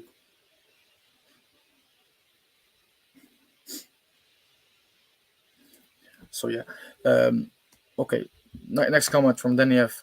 My 26-man squad doesn't have a Godin or Caceres in it because they're a waste of a spot. Caceres, no, for me, it shouldn't be there as well. Godin, you could argue, does he have the quality to be there? And you could say no. But will he be there? And you can 100% say yes because he's the captain. And you can disagree, agree with it. You can do whatever you want. But we all know that it kind of makes sense for him to be there as well. And certainly now with a 26-man squad. When you have a 23-man squad, you think you need three or four center backs, and when one is missing or even two, then you have to rely on your backups. But when you have 26 men, you can have five or six center backs. So your pool of players to pick from is bigger. And Godin, he is the captain of that team, even if he plays or not. So I think he will be there. Should he be there? That's a different discussion. I think it's hard. I think it's a hard one. Caceres, no, should not be there. No, no way, no way. But will he be there? There's a possibility that he will be there. And yeah, I don't agree with this to be honest, but it could be the case for sure. So yeah. Promiscuous Papi says, "Is the whole revenge against Uruguay narrative from Ghana also tiring everybody?" Yeah, it is. Me, to be honest. Every once in a while or every week, basically, you'll get someone on Twitter I see with a comment like this, like that the revenge is coming, and I think it's 12 years ago. Um, it's 12 years ago. Come on, and also it's also a bit tedious and also a bit unfair because we also have to remember that um, the free kick, um, which was given to Ghana, which resulted into the handball of Suarez, because the free kick was given or was taken. Someone, I think it was, I don't remember, but someone headed the ball onto the goal to Uruguay, and Suarez saved it with his hands. But the free kick that was given, which was the cause of this incident or this controversy, wasn't a free kick. It wasn't a free kick, and we all know this. And as well, the penalty was given.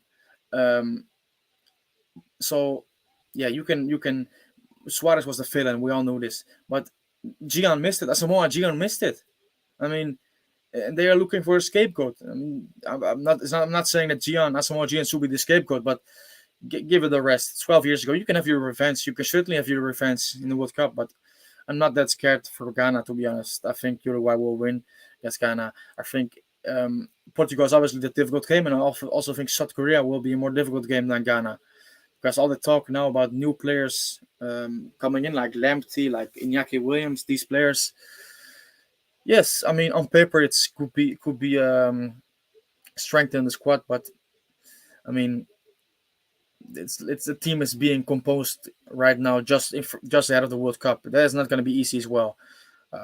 So I'm not scared, to be honest. But yeah, they want their offense. We will see if they can get it. Totally agreed. Tarasqueta is a brilliant player. Yeah, I agree with you to 100%. Yeah, he's just like he's a true creative playmaker, which yeah, I mean he's a player you want to see play football, and it's also a player that you know what when I'm watching football anyway, I like to watch players who I believe I would like to be like them on a football pitch. Um, Obviously I couldn't be because that's certainly a level couldn't get to, like many of us. But like this is a player that if I play football, I more would like to play football like this with the way he approaches football. And in the defensive mind, Torreira is someone who I really identify with who I would like to be. But when you look at the attacking side and the attacking midfield side, Darasqueta is certainly someone.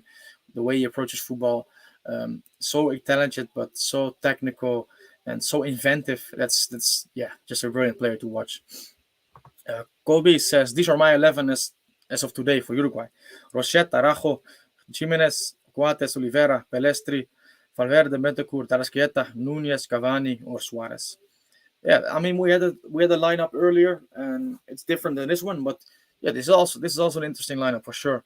And yes, so the fact that more options are possible, more systems, more switches of personnel is possible between the current squad we have, or in the current squad we have, is positive for sure. And okay, this is Sporting with a chance. Looks like it's gonna be anyway. Oh, that's a disappointing shot, to be honest. That's a disappointing shot, to be honest. So breakaway, and he cuts into his right, but still two defenders ahead of him, and he curls it. He tries to curl it into the top corner or into the far corner. But he doesn't get there. By the way, I think this was Pedro Gonçalves, not Nuno Santos. My apologies. Um, so yeah,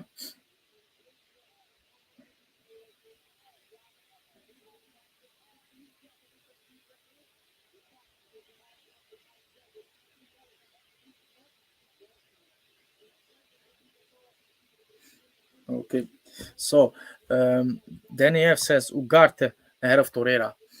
Um, yeah, I mean that's hard to say. We're not gonna go into discussions like this, so maybe we can one day. I mean, when we are preparing for the World Cup, certainly we're gonna talk about these two because they will be competing for a spot, I believe so anyway, or I believe they should compete for a squad because I think in the big games we should have a defensive midfielder um, um, behind Bentancur and Valverde. But yeah, that's gonna be interesting to see how they will develop into the season. Vales says, "What's your starting 11 for Uruguay?" So I don't have a fixed starting 11 at the moment because, can understand, there are a lot of options, and there's no there's no definitive answer at the moment. Certainly not because you have to look at how players are developing into the season, and also how we will play in September, in the end of September, in the FIFA date. These things are all playing a factor in how we eventually are going to play in Qatar. But a lineup I would like is, then I would give an example because it will be a bit. I want to answer the question. That's what it's about. So I would start with Rochette. Ideally, when we are playing, okay, I'm gonna go with something left field, something a bit different. I'm gonna like give a 3-5-2 lineup. So the thing I said about Torreira and Algarte being needed as the backup for Bentancur Valverde, I'm going to throw it in the bin right now because this Sporting is the better team right now. By the way, they are getting some joy on the flanks, and Spurs still containing them, but they're doing better now. 70 minutes played, 70 minutes played. So I'm gonna throw this Ugarte, this central defensive midfielder position in the bin because I'm not playing with a back three. The number six, the defensive midfielder, or the number five, however you want to see it, this proposition I believe when we play with the back four, but when back five, I believe we don't have to have this. So then I would play with Rochette. Back three would be Arajo, Jimenez, or Coates, Jimenez. Right sided wing back. I like Damian for this role because it frees him from defensive responsibility. But I also think Pelistri is someone who can do this, and I also think Alonso believes Pelistri can do this. Left will be Oliveira, midfield will be Bentancur Valverde, number 10 Tarasqueta, and then strikers will be Suarez and Nunez. That is an interesting option. Are we going to use it? I don't know, but it's an option. I mean, it's not my starting 11 definitive, but it's a possibility, which I kind of like, to be honest. Daniel says the 3 goalkeepers for Uruguay should be Rochette, Muslera, and Mele. Let's have, yeah, I think I could agree with this. I mean, for me, Rochette and Muslera should be the 2. Oh, that's a decent chance for Tottenham now. But yeah, I think Rochette and Muslera will be the number 1 and 2 picks. I think Rochette should be the number 1. The third goalkeeper, I don't think it's so important, to be honest. I mean, of course, you have to have a good goalkeeper, but there are more options. Sebastian Sosa, for example, Martin Campagna, Santiago Mele, Franco Israel, for example. I don't think he is. Maybe it's a bit early, but there are a lot of options, as we know. So we will see. We will see. It's an interesting one, anyway. Okay.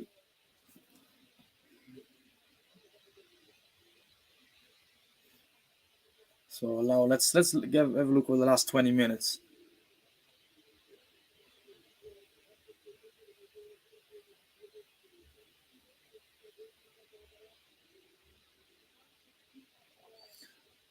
Son is going out for Kulusevski. That's the thing, by the way. Son, I think, last season he was like irreplaceable for Spurs, and he scored a lot of goals. And this season he didn't start well, and I think he hasn't scored yet, even or maybe one goal. But besides the goals, which obviously are important for a striker or attacker or forward, besides the goals, he's not playing well.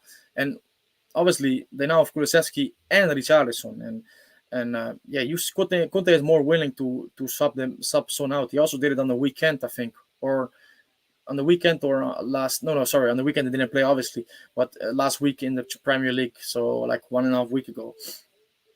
So yeah, that's interesting. And even all even with all of this, Bentancur is a constant in this lineup, and also he gets subbed out occasionally for Bizuma, but late in the game. So that's also you can see how much Conte values him, um, and rightly so, obviously. And besides Conte's valuation of Rodrigo Bentancur, it's also clear to see and obvious to see that the Spurs fans like him as well. Also in how they react to him on the stadium when he has an action, and also when he goes off, he always gets really big applause.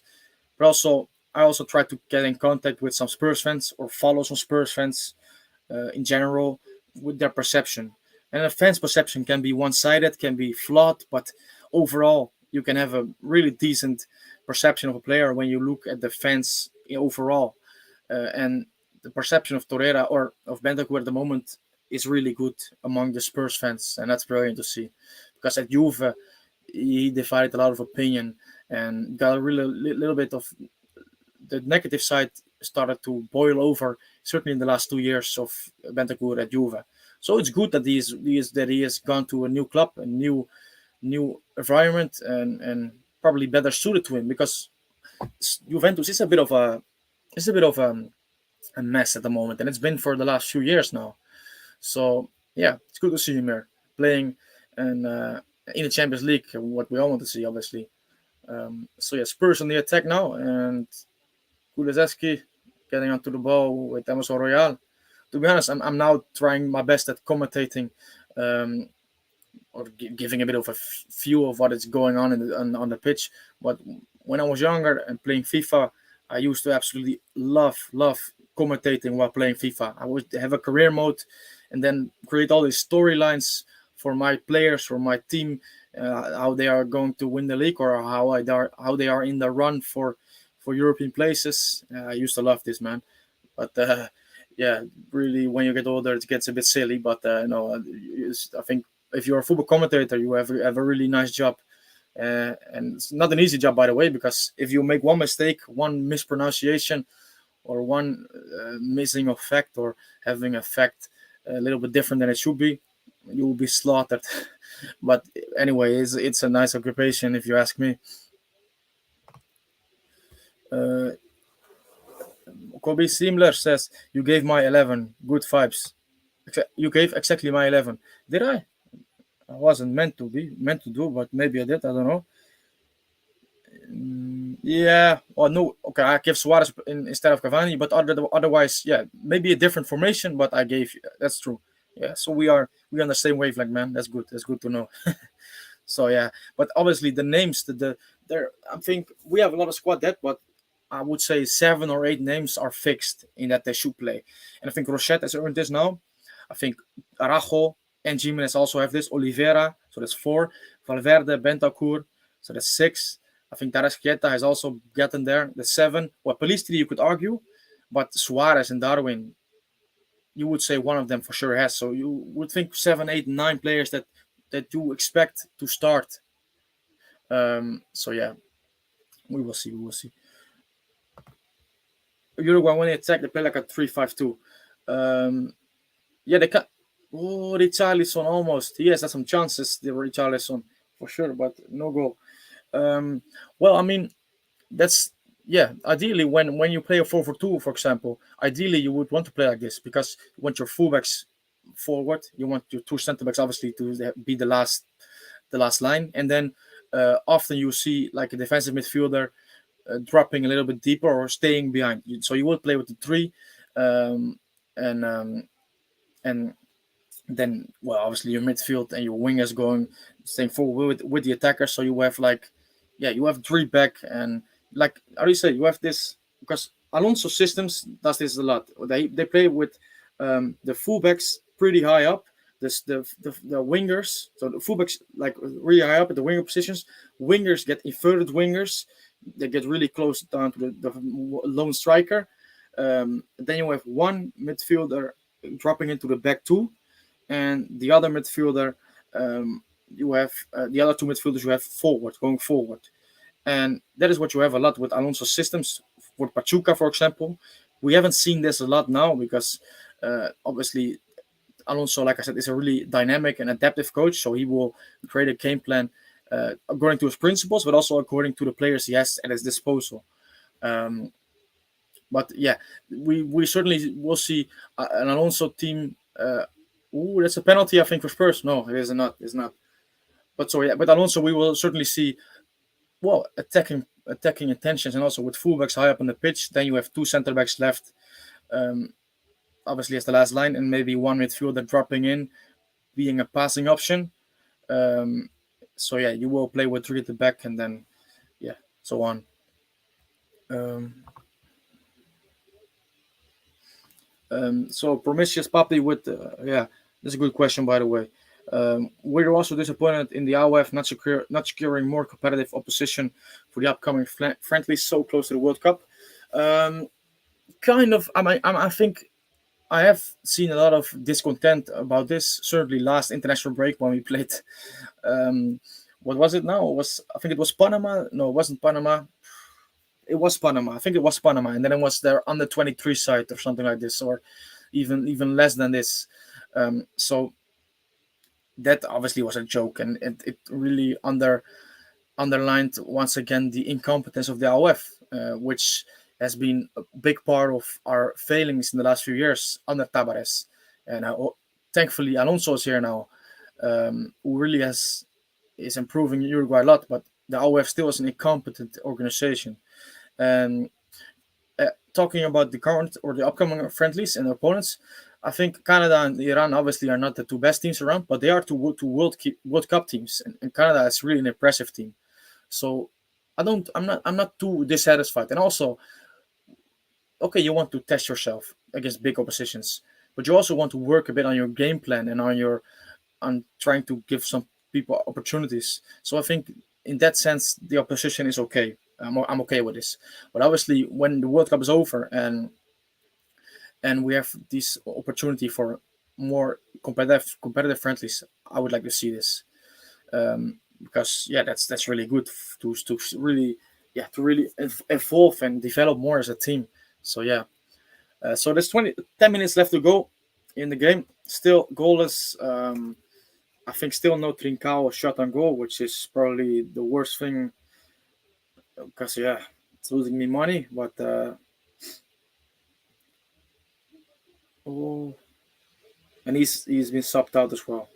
Not a good night. It's not a good night. He's been subbed out. So yeah, no, that's a shame. That's a shame. But let's have a look. I mean, Ugarte is still on the pitch. Bentancur is still on the pitch. Squad is still on the pitch. Ugarte, from what I've seen, because I also been, like I said before, been interacting a lot with you, which was the point of the stream, obviously. But from what I've seen for Ugarte, he's been good. He's been keen. He's quick to cut out danger. And yeah, that's what we like to see, obviously.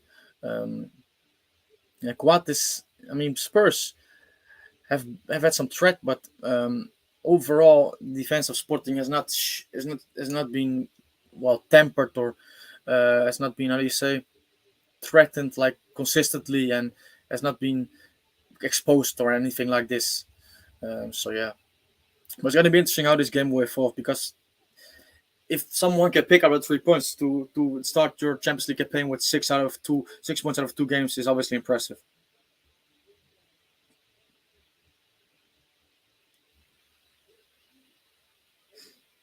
Okay, so Inter, I'm not sure if any of you guys are interested in this, but Inter are 2-0 up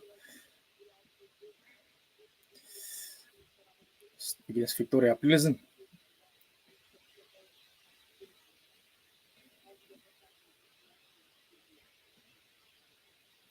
So yeah, by the way, one of books I have here, I mean, this obviously you will probably know this one. Um, the classic from Eduardo Galleno, which is absolutely, if you have not read this already, I would really advise it. It's really it has stories about football throughout the years, and also obviously about the start, about stars in South America, in big teams, in historic teams in South America, but also in Europe.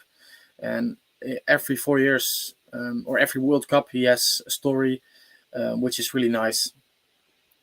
So it's a good book. It's just a lot of fun to read, and you will read right through it.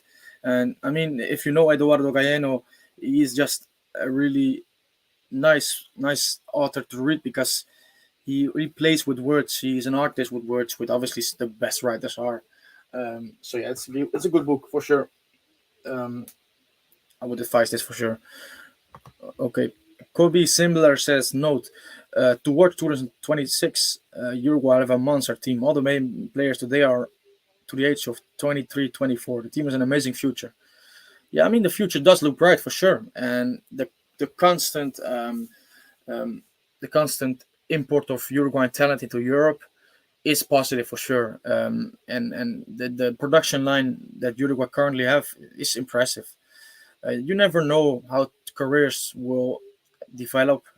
That's just the way it is in football. You can never know. You can never tell.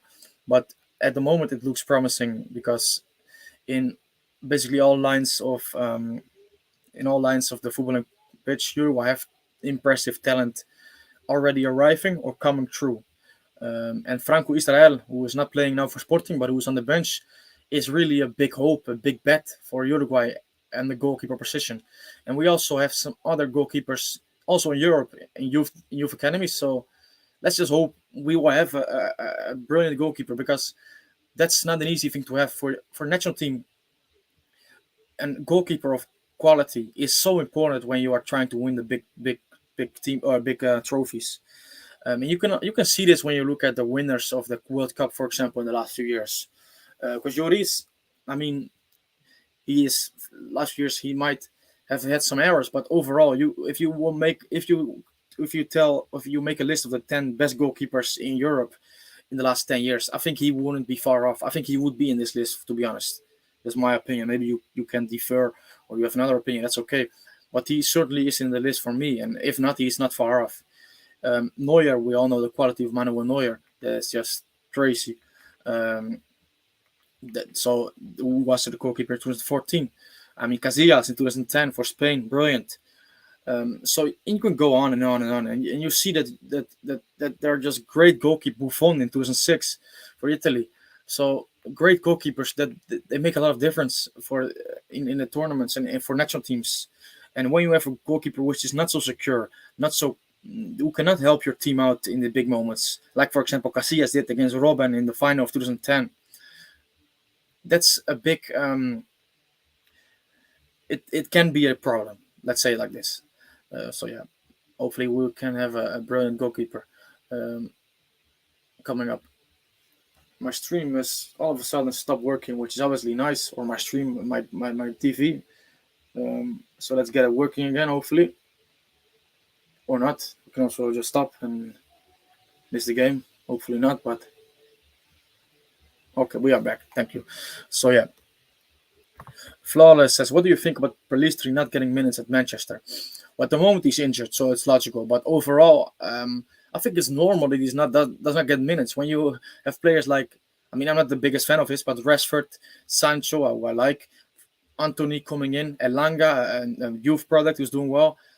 Even if Pelistri was fit, it was hard. It's going to be hard to get minutes. So the fact that he's not gone out on loan because of his injury is a shame. Um, but yeah, hopefully he will get some minutes once he's get back from injury, which should be this month. So that could be interesting. Certainly with the Europa League and the League Cup and the FA Cup games, on top of the Premier League games, there will be minutes up for grabs. Uh, but yeah, let's see. Let's see. Oh, that's absolutely horrific ball from Richarlison. Sporting with a throw in and 87 minutes on the clock. Still three people in there. I understand some people will have gone out. People have stuff to do. Everyone has stuff to do. But anyway, if you're still here, or if you're here, or even if you were here before, thanks for sticking or coming, and joining this stream and sticking alongside me here, watching the game, talking about the game, but also talking about Uruguay, which is well the best thing to do, right? So yeah, and hopefully we can have a finale to this game, which can be satisfactory to us. Maybe with the Uruguayan protagonist. Let's see. Lloris works the way to a throw in for Sporting. And the Jose Avelade Stadium, they would like to see a goal here. You can feel it.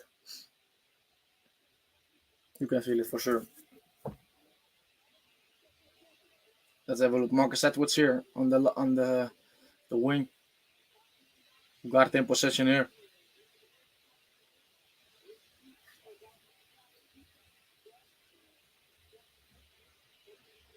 Oh my days. No, that's not a good ball. So onto a Tottenham Hotspur throw in. That's a shame. That's a shame. Okay, so let's look at some stats from Bentancur. I mean, like I said, that's not everything, but it's nice to look because I think Bentancur has been solid once again. Um, Not exceptional, but solid, and that's basically what sums up Bentancur really well this season. He helps Tottenham tick. Um, so yeah, I mean, like we said before, the quantity of Bentancur in terms of ball recoveries and the duels he wins, that you can see this once again today. Also, if you look at the stats, but also obviously if you watch the games, which for part I've done today, well, part I haven't. This is also one of the reasons why I will not go do a watch along on Uruguay games, because what you will see or what you will get then is that I miss things of the game because yeah, I'm looking at the chat or conversating or interacting with one of you, and it's brilliant. But when I watch Uruguay, I want to watch everything, every minor detail, because yeah, I mean that's just the way it is, right? Um, but there, back once again, Pedro Porro, who's a really good right back for me, and he gets past his opponent. Oh, what a save by Lloris! That was a brilliant run by Pedro Porro, who I think fools two defenders at the same time here. Gets down to his left, curls it into the top corner, and Lloris still a quality goalkeeper, and he manages to keep his clean sheet. Um, that would have been a brilliant goal from the right back of Sporting Club de Portugal, but it's a good save by the Frenchman. Who I remember denied he denied us. I remember Caceres with the header just before halftime in the World Cup quarterfinal 2018. Oh, it's a goal! It's a goal from Sporting. Unbelievable. and it's not Coates, unfortunately, but it's a corner kick, and it's Paulinho. Paulinho, the striker. That's a really big goal for Sporting. Unbelievable. Unbelievable. And Andrew says here, goal for Lisbon. Damn, it was good. Yeah, it will be hard to take for Spurs this one for sure. 90 minutes, just under 90 minutes, 3 minutes of added time, just 3 minutes. So this will most probably be the decider in the game. Yeah, that's a big goal. That's a huge goal.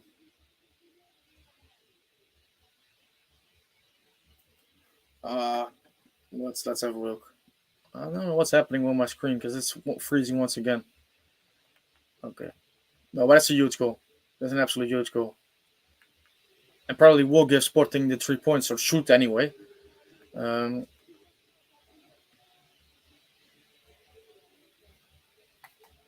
yes. So yeah, let's have a look. Just a minute to go. I think Sporting should get this over the line, and then it would be a brilliant start for Ugarte, Coates, and Nestarel, obviously. But certainly the former two playing. I think they played both the full game last time around against Eintracht, and now again. Um, yeah, I mean, two clean sheets, 4 goals, 6 points, top of the group. That's a brilliant start. The start to the Portuguese league campaign might not have been the best, but this start in Europe surely gives a confidence to Sporting, who managed to survive or yeah come to the next round of the Champions League last season when they came out of the group at the expense of Borussia Dortmund, and now once again starting off really well this group stage. Oh, that's a great move. Oh, what a goal that is! That is an absolute stunning goal. Who's this? That is a brilliant goal. I think this guy just came on from Sporting. Young man. That's a brilliant goal. Kobe Simler, gotta go. See ya. Thanks for being here, man. Really enjoyed your company and your comments. Really appreciated that. Thank you. But that's a great goal. I mean, I've never seen this Artur Gomez. Artur Gomez. I mean, I watch quite a bit of Sporting, or anyway, I follow it. But this is the first time I've really he's caught my eye. Artur Gomez. Let's have a look.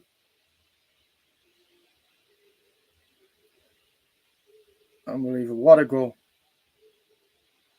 That's a brilliant goal. Just comes from the left wing, just from the sideline. He initiates his run. He beats Romero. He beats Emerson, and then he puts it beneath the legs or beneath the feet. Is it even between the legs? It's between the legs of Lloris, I think, yeah, and into the net for 2-0 to Sporting. Yes, that's a brilliant run. Artur Gomez. Yeah, I mean, that's game, set, and match, I guess. I mean, 93 minutes played, and that's an absolute stunning run from the Brazilian. And it's over. It's over, and Sporting has won. Ugarte Coates with the win. Brilliant. Okay, that's where I'm going to call it a day as well. I want to thank you all for being here. It was really nice to chat to you. We certainly have to do this. We certainly will do this again. So yeah, thanks for being here. I will probably speak to you on Twitter very soon. And on here, I will see you maybe in a new week, 2 weeks. We will see. We will manage it. We will find a game to watch together, or even have a little bit of a review of the weekend, which we did 2 weeks ago. We can do it again probably soon. Okay. Bye bye. Have a nice day.